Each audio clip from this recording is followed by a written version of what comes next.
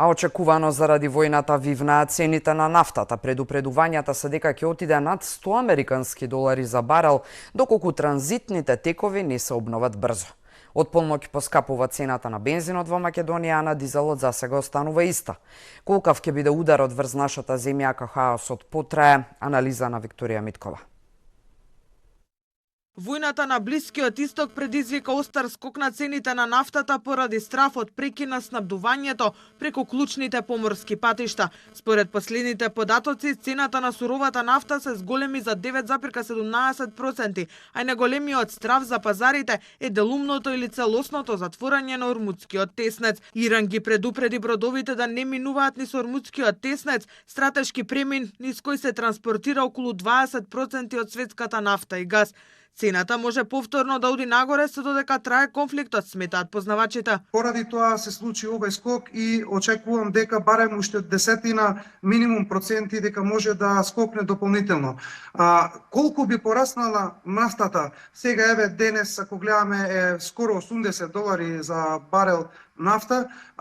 Ова би можело да, ако продолжи овој конфликт уште подолго да трае, тогаш дефинитивно цената уште дополнително може уште многу да оди нагоре.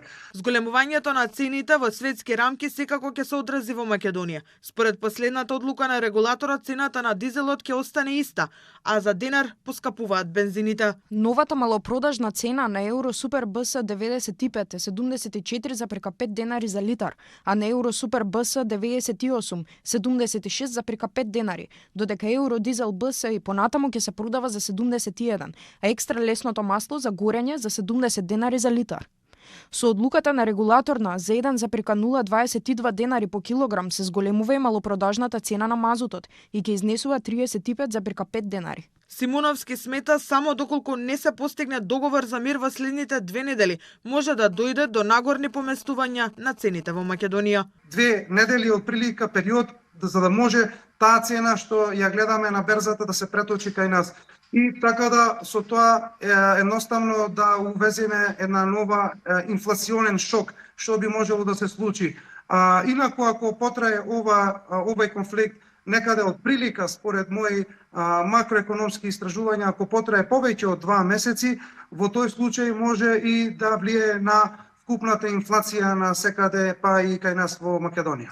Аналитичарите предупредуваат дека доколку конфликтот ескалира или теснецот остане затворен подолго време, цената на нафтата би можела да ја надмине границата од 100 долари за барел. Иран игра клучна улога на глобалниот пазар на нафта, а според податоците на ОПЕК, земјата е трета поред со најголеми докажани резерви на нафта во светот.